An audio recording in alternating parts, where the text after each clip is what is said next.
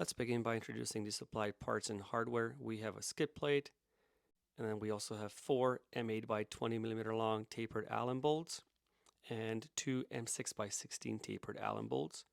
The tools we're going to be using: ratchet and extension, and the 4 and 5mm Allen socket, or you can use Allen keys.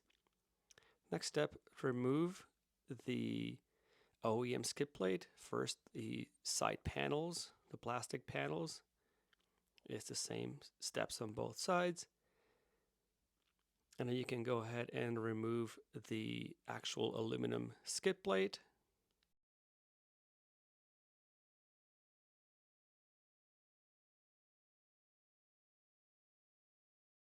Next step is to mount the skid plate, line up the mounting holes, and you can begin inserting the supplied bolts one by one. Only thread them a couple of times, once or twice. You can also see the torque specs for the final step.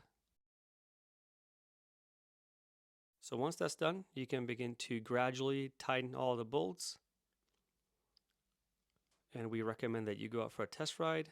After the test ride, double check all the bolts once again.